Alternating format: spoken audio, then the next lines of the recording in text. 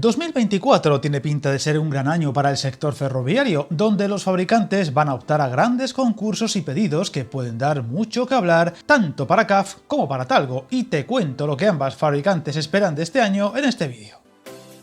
Aunque se dedican a lo mismo, en el fondo son muy distintas. CAF mirando más al transporte urbano o de proximidad y Talgo al largo recorrido y la alta velocidad, aunque expandiéndose ambas. Y el 2024 puede ser un año histórico para sus cuentas, tras un 2023 agridulce para Talgo y de ebullición para CAF, que cada vez más parece consolidarse entre las grandes firmas del metro, tranvías, cercanías o el pujante sector de autobuses eficientes.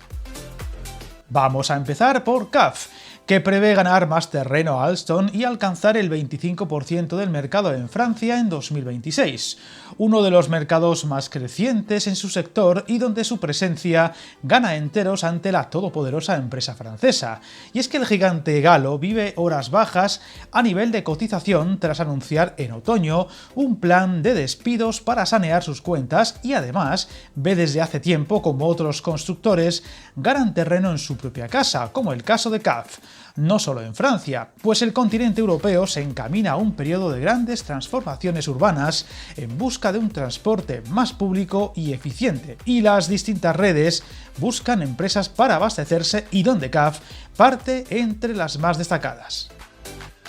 Viajar en tren nunca fue tan fácil. En trenes.com encuentra y reserva tus billetes de Renfe, Wigo, Irio y muchos otros países europeos. Vive experiencias únicas a bordo y recuerda, si vas sobre raíles, está en trenes.com. Otro punto extra ha sido la de su marca Solaris, que recientemente sabíamos suministrará 50 autobuses eléctricos a Berlín y otros 50 a Madrid en un contrato por más de 70 millones, pues este modelo de bus eficiente ha ganado mucho terreno en el prestigio internacional, siendo hasta hace poco tiempo una ramificación más de CAF a pasar a ser uno de los sectores más importantes. Y es que, como ya hemos contado en varios vídeos del canal dedicados a la empresa vasca, CAF no para de crecer y sus planes son más ambiciosos cada año, con un marco pensado para expandirse hasta 2026 y crecer año a año, unos planes que hasta hace muy poco también podían pasar por la fusión con Talgo y conseguir un gigante del sector nacional. Sin embargo, dichos planes nunca acabaron de consolidarse lo suficiente y ahora parece más difícil que nunca, teniendo en cuenta la cada vez más posible compra de Talgo, una información que también contamos en un vídeo del canal.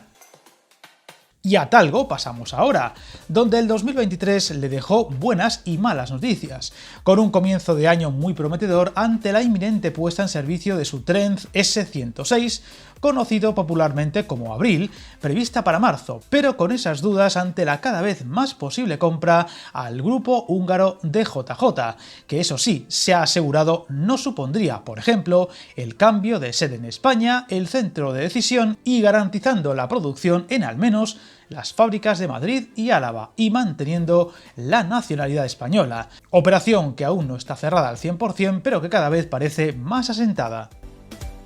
El presidente de Talgo aseguraba recientemente que esta polémica operación permitirá continuar expandiendo el proyecto empresarial y dar cumplimiento al mismo tiempo a los actuales compromisos industriales con los clientes, vinculándose a la necesidad de incrementar su capacidad industrial, ya que las fábricas actuales están saturadas por su intensa actividad, el crecimiento de su cartera y el gran dinamismo del propio sector ferroviario, ya que el holding en el que se integra su posible comprador, Magyar Wagon, posee dos fábricas en Hungría dedicadas a la construcción de material móvil que podrían absorber parte de la futura carga de trabajo en caso de ganar contratos ahora pendientes en Marruecos, Arabia Saudí o los pedidos de nuevas unidades del modelo Abril para varios operadores europeos en caso de que este tren sea un éxito, pues recordemos que aparte de poder verlos en España en ancho ibérico o internacional, este tren será el que ofrezca servicios para Renfe con París,